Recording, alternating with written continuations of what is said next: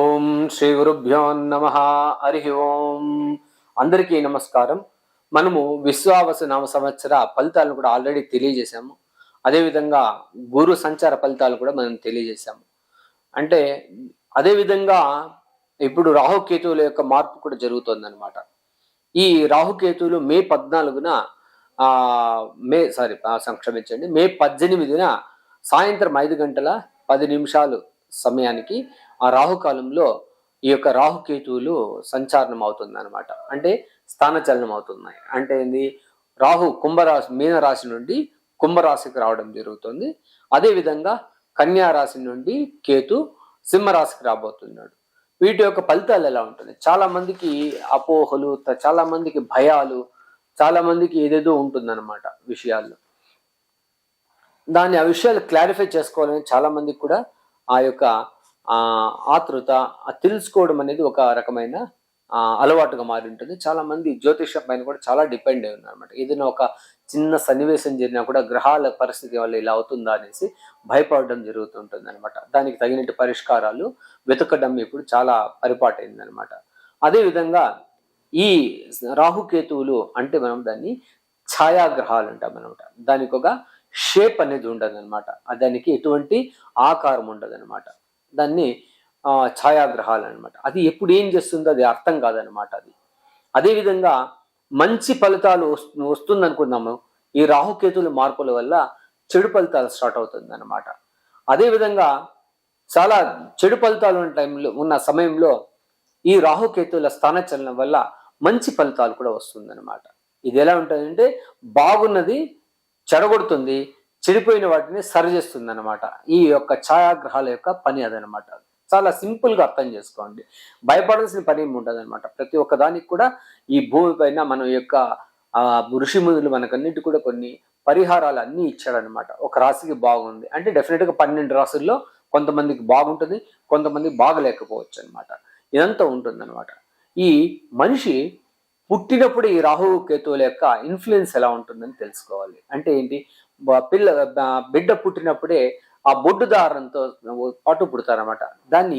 ఆ దారాన్ని కేతు అంటాం అనమాట. అదేవిధంగా ఆ బొడ్డును కత్తిరించడం రాహు యొక్క పని అంటాం అనమాట. అక్కడి నుండి ఆ యొక్క రాహుకేతువుల యొక్క ఇన్ఫ్లుయెన్స్ అక్కడి నుండి స్టార్ట్ అవుతుంది. ఆ పుట్టిన జీవి పైన. అంటే ఇది ఆ జీవి కర్మలు ఎలా అనుభవించాలి, అక్కడ రాహుకేతువుల నుండే స్టార్ట్ అవుతుంది అనమాట. చాలా ఒక విషయం అర్థం చేసుకోవాలి. శనిగ్రహం యొక్క తన యొక్క కర్మ ఫలితాన్ని, అది చెడు మంచిది కూడా ఈ రాహుకేతువులకు హ్యాండ్ ఓవర్ చేసి వెళ్తాడు అనమాట.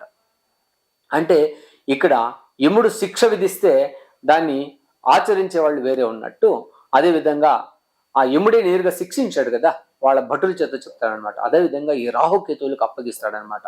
వాళ్ళు దాన్ని శిక్షిస్తారనమాట. ఎప్పుడు శనిగ్రహము కర్మకారకుడు, అంతేగాని మంచి కానీ రెండిటికి కానీ ఈక్వల్గా ఉన్న గ్రహం అదనమాట.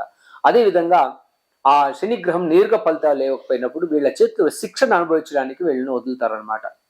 అప్పుడు మంచి ఫలితాలు అయితే మంచిది వీళ్ళు సమకూరుస్తారు, చెడైతే చెడుని సమకూరుస్తారు. వాళ్ళ యొక్క బాధ్యతను కరెక్ట్గా నిర్వహిస్తారు. రాహు ఉంటేనే బ్రహ్మాండం, చెడైన బ్రహ్మాండం, మంచి అయిన బ్రహ్మాండం అనమాట.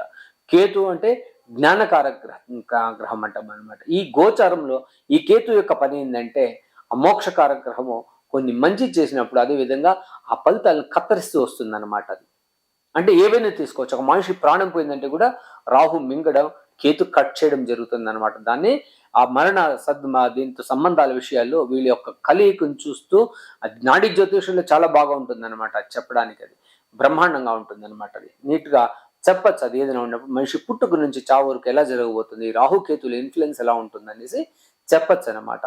దీంతో ఈ ప్రతి దేవుడికి కూడా తప్పలేదు, అర్థం చేసుకోండి. ఆ దేవుడికి కూడా తప్పలేదు. ఏంది, సాయి గ్రహణాల నుండి తప్పించుకోలేకపోయినారు దేవుళ్ళు కూడా. అంటే ఆ గ్రహణాల రోజున కూడా మనం ఏం చేస్తామంటే ఆ యొక్క జపాలు తపాలు చేయడం. దానికి మనం ఋషిములు కూడా ఆ గ్రహానికి మీరు ఇంత జపం చేస్తే దానికి 10 రెట్లు ఫలం వస్తుంది అనమాట. ప్రతి ఒక్కరు కూడా ఆ యొక్క ఫలితాన్ని ఆస్వాదించడానికి కూడా పూజలు పునస్కారాలు చేయడం, లేదంటే ఆ టైంలో జపం చేయడం, కొన్ని విశిష్టమైన పూజలు చేయడం, ఇవంతా కూడా కార్యాలు జరుగుతుంటుంది అనమాట. ఇది ఆ గ్రహణాలు పట్టినప్పుడు కూడా ఈ రాహుకేతువుల యొక్క ఇన్ఫ్లుయెన్స్ ను దాన్ని తగ్గించడానికి ఆ గ్రహాన్ని కొద్దిగా మనం సపోర్ట్ చేయాలన్నమాట. ఎవరైనా వీక్ గా ఉన్నప్పుడు మనం సపోర్ట్ చేస్తాం కదా, ఫైనాన్షియల్ సపోర్ట్, లేదంటే ఆకలితో వచ్చినానికి వాడికి అన్నం పెట్టడం అంతా కూడా చేస్తుంటాం. ఇది ఇట్లనే ఆ టైంలో మనం జపం చేయడం కూడా ఇలాంటివి జరుగుతూ ఉంటుంది అనమాట. ఇంకా రాహుకేతువులు మనం చాలా ఇంపార్టెంట్ తెలుసుకుంది అంటే, ప్రతి ఒక్క దేవుడికి కూడా ఏదో ఒక రూపంలో ఆ కంఠభూషణం గాను, లేదంటే నడుముకు వడ్డాణంలాగాను, లేదంటే తన యొక్క శరీరం పైన ఆ యొక్క దేవుడు ఆ దేవుడి యొక్క ఆ భూషణంగా మారి ఉంటుంది అనమాట. అదేవిధంగా నాగుల దేవతలు, పడగెత్తి నిలబడుకున్నటువంటి దేవుడు అనంత పద్మనాభస్వామి చూస్తాము, విష్ణుమూర్తిని చూస్తాము, ఆ యొక్క ఆదిశేషుని దీనిపైన పడుకోవడం అంతా కూడా చూసామంట. అంటే సర్పానికి చాలా మనం ఇంపార్టెన్స్ ఇవ్వాల్సి వస్తుంది అనమాట. ఇక్కడ ఈ యొక్క దోషాలు నివృత్తి చేసుకోవడానికి కూడా చాలా పరిహారాలు ఉన్నాయన్నమాట. నార్మల్గా రాహుకేతువులకు ఉగ్రదేవతలు ఆరాధన చేయడం చాలా మంచిది అనమాట. అప్పుడు వీళ్ళ యొక్క ఆ తాకిడి తగ్గుతుంది, కొద్ది ఉపశమనం తగ్గుతుంది అనమాట.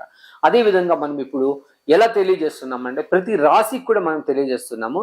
అదేవిధంగా ప్రతి లగ్నానికి, అంటే ఒక రాశిలో ఒకరు పుడితే లగ్నం వేరుగా ఉంటుంది అనమాట, వాళ్ళకి ఎలాంటి ఫలితాలు ఉన్నాయి, అదేవిధంగా రాశి వారికి ఎలాంటి ఫలితాలు ఉన్నాయి మనం తెలియజేస్తున్నాం అనమాట.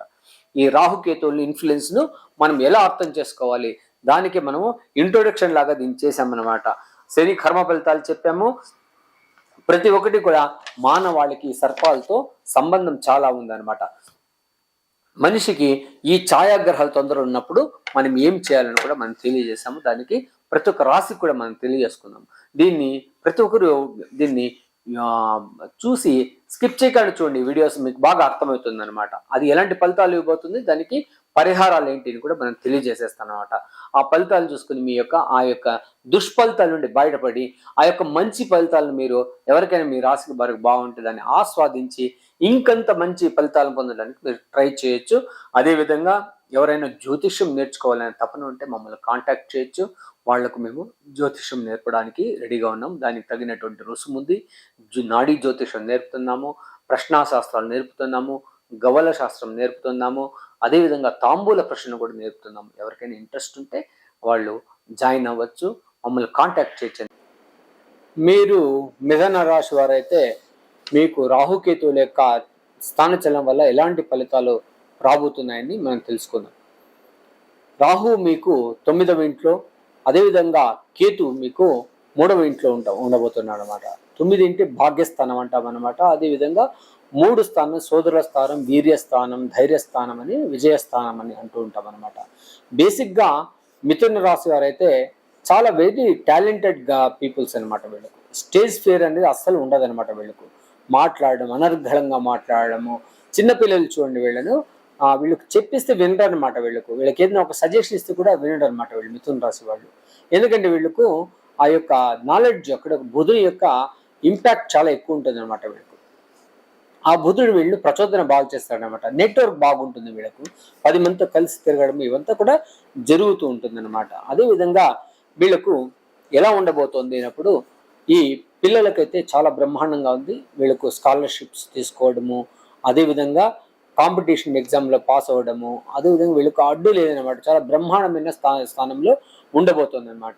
ఈ ఉద్యోగంలో ఉన్న వారికి ఎలా ఉండబోతుంది అంటే, వీళ్ళకు ప్రమోషన్ అయితే చాలా 100% గ్యారెంటీ అనమాట. అదేవిధంగా ప్రమోషన్స్, ఇంక్రిమెంట్స్ అయితే కూడా చాలా బాగుంటుందని చెప్పచ్చు.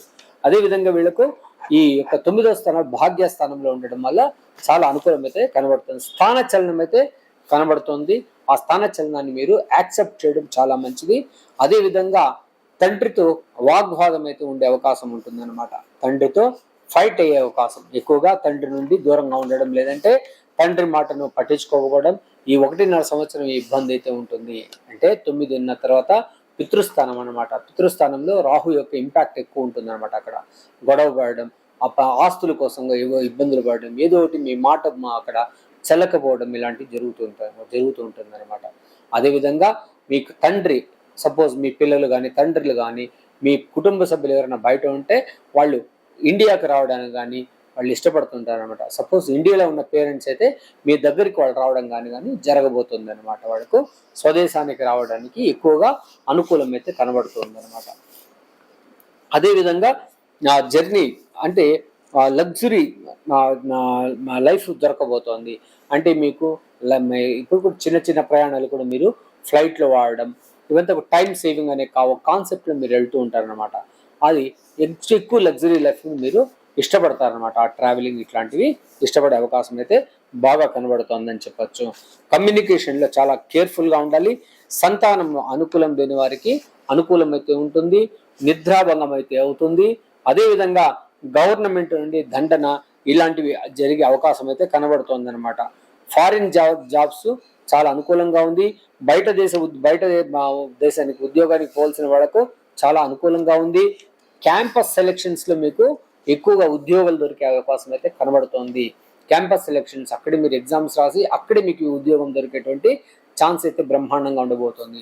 మిథున రాశి వారికి, మిథున లగ్నాన్ని వారికి కూడా చాలా బ్రహ్మాండమైన సమయం అన్నమాట. మీకు దానివల్ల మీకు కొంతమందికి కంటి సమస్యలు రావడం కూడా వచ్చే అవకాశం ఉంది. మీకు ఒకటి అన్నమాట, జన్మరాశిలో మీకు గురువు ఉండడం చాలా అది అనుకూలం లేదని మాత్రం చెప్పచ్చు. ఇప్పుడు రాహు నుంచి ఎవరైనా మంచి ఫలితాలు ఆల్రెడీ పొందుంటే రాహు నుంచి ఇబ్బంది పడతారు. అదేవిధంగా ఏమీ లేని వారికి రాహు కేతువులు చాలా బ్రహ్మాండమైన మీకు అనుకూలం అయితే ఇవ్వబోతున్నారని చెప్పచ్చు. మీకు అదేవిధంగా ఫారిన్ ట్రావెల్స్ ఎడ్యుకేషన్ కోసం చాలా అనుకూలమైతే బాగా కనబడుతోంది. విద్యార్థులకు చాలా అనుకూలమైన ఉంది. స్కూళ్ళు కాలేజెస్ మారడానికి కూడా అవకాశం కనబడుతోంది. రాజకీయ నాయకులకు అదేవిధంగా జాక్పట్ టైం అని చెప్పచ్చు. మంచి లక్ టైం అనమాట. చాలా బ్రహ్మాండమైన సమయం అయితే కనబడుతోంది. ఇంకా ఎవరికైనా ఏమైనా లవ్ అఫైర్స్లో ఉంటే లవ్ మ్యారేజెస్ 100% అయి తీరుతుందని చెప్పచ్చు. అదేవిధంగా పిల్లల విషయాలు అయితే చాలా కేర్ఫుల్గా ఉండాలి. ఇంకా అనవసరమైన ఖర్చులు, అనవసరమైన ఇబ్బందులు పడే అవకాశం అయితే కనబడుతోంది అనమాట. ఉద్యోగంలో ఉన్న వారికి శాలరీ బ్రహ్మాండమైన శాలరీ నెక్స్ట్ లెవెల్లో ఉంటుందన్నమాట. ఆల్రెడీ ఎక్కువ శాలరీ తీసుకుంటున్న వారు ఏదో ఇంకొక బెటర్ ఆపర్చునిటీకి పోదామని వదిలేసిపోయిన వాళ్ళకు నిరాశ అవుతుంది. చాలా జాగ్రత్తగా ఉండాలని మాత్రం తెలియజేస్తున్నాను. మీరు ఉద్యోగం మారడం చాలా అంత అనుకూలంగా లేదు. దీనికంటే బెటర్ వస్తుందని ఆశపడితే మాత్రం నిరాశ అయ్యే అవకాశం అయితే కనబడుతుంది అనమాట. చాలా కేర్ఫుల్గా ఉండమని మాత్రం తెలియజేస్తున్నాను. లేని వారికి బాగుంటుంది, ఉన్న వారికి నష్టం జరుగుతుందని మాత్రం తెలియజేస్తున్నాను. పిల్లల్లో స్కిల్ పెరుగుతుందన్నమాట. బాగా స్కిల్ పెరిగి మళ్ళీ స్కిల్ అంటే మంచి ఇదనమాట. ఆ యొక్క నైపుణ్యత సంపాదించుకోవడం జరుగుతుందన్నమాట. యాక్టివిటీస్లో చాలా బ్రహ్మాండంగా ఉంటారు. మ్యూజిక్, ఫిలిం ఫీల్డ్ వరకు అయితే బ్రహ్మాండంగా ఉంది. అదేవిధంగా ఎక్కువగా విష్ణువు దేవస్థానాలు, పాతటి విష్ణు దేవస్థానాలు మీరు వెళ్ళడం, ఆరాధన చేయడం, గరుడార్వాళ్ళు అంటారు. అదేవిధంగా గరుడ దేవస్థానాలకు వెళ్ళడం, ఆయన్ని ప్రార్థించడం, అర్చన చేసుకోవడం అయితే మీకు చాలా బ్రహ్మాండమైన సమయం మాత్రం తెలియజేస్తున్నాము. ఇది మీ యొక్క రాశుల పైన మాత్రం తెలియజేస్తున్నాము. రాశి లగ్నం పైన తెలియజేసామన్నమాట. అదేవిధంగా మీకు ఇంకా మీ యొక్క పర్సనల్ జాతకం తెలుసుకోవాలనుకుంటే సంప్రదించవచ్చు. అదేవిధంగా మీకు ఎవరైనా జ్యోతిష్యం నేర్చుకోవాలని ఆసక్తి ఉన్న వాళ్ళకి కూడా మేము నేర్పుతున్నాం అనమాట. నాడీ జ్యోతిష్యము, తాంబూల ప్రశ్న, గవల శాస్త్రం ఇలాంటివి నేర్పిస్తున్నాం అనమాట. వీలైతే ఎవరైనా నేర్చుకోండి. మీకు చాలా అనుకూలంగా అది నేర్పించడం జరుగుతుంది అనమాట. స్టిపులేటెడ్ టైంలో జరుగుతుందని తెలియజేస్తున్నాము. మిథున రాశి వారికి ఇంకా అన్ని మంచి ఫలితాలు ఇవ్వాలైన దేవదేవుణ్ణి ప్రార్థిస్తూ సర్వే జన సుఖినో భవంతు, సన్మంగళాని భవంతు.